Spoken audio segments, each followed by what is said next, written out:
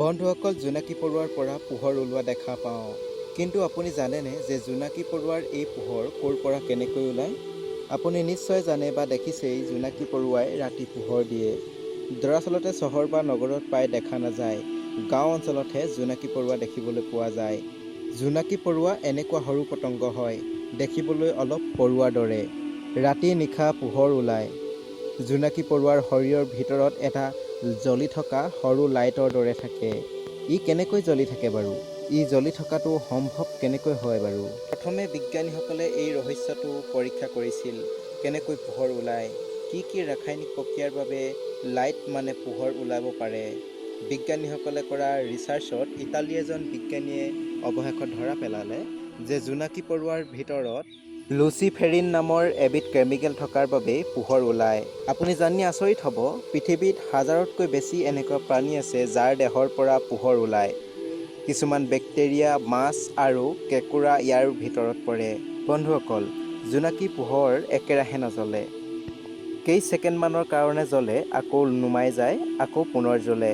এনেকুৱা লাগে উশাহ নিশাহৰ লগত জড়িত ই। কিন্তু প্ৰকৃততে জোনাকী পোহৰ ওলায় সিহঁতৰ গতিবিধিৰ বাবে বা যোগাযোগৰ বাবে বা কমিউনিকেশ্যনৰ বাবে। কথা বতৰা বা যোগাযোগ কৰিবলৈ ৰাতি জোনাকীবোৰে ইটোৱে সিটোৰ লগত লগ মিল হৈ থাকিবলৈ শৰীৰত পোহৰ ওলায় বুলি বিজ্ঞানীসকলে কৈছে।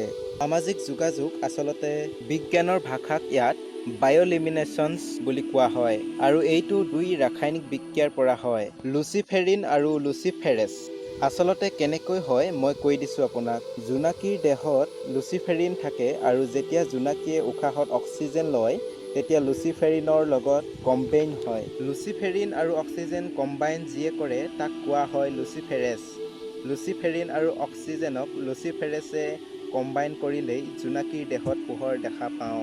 অৰ্থাৎ সহজভাৱে যদি চাওঁ, জোনাকীয়ে যেতিয়াই উশাহ লয় তেতিয়াই দেহত এই ৰাসায়নিক বিক্ৰিয়াসমূহ ঘটে আৰু আমি পোহৰ দেখা পাওঁ। আৰু এটা সঁচা কথা, জোনাকীৰ উশাহ ল'বলৈ হাওঁফাওঁ নাথাকে।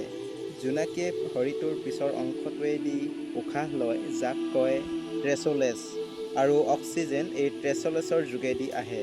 আচলতে কেৱল গল্ডেন পোহৰ জোনাকীয়ে নহয়, এই দুনিয়াত বিভিন্ন ধৰণৰ পোহৰ থকা জোনাকী পৰুৱাও আছে। পুৰণি কালত কিছুমান মানুহে জোনাকী পৰুৱা ঘৰ পোহৰাবলৈ ব্যৱহাৰ কৰিছিল। কাঁচৰ বটলত সুমুৱাই পোহৰ কৰিছিল। ভিডিঅ'টো লাইক, শ্বেয়াৰ, কমেণ্ট নিশ্চয় কৰিব আৰু চেনেলটো ছাবস্ক্ৰাইব কৰিব।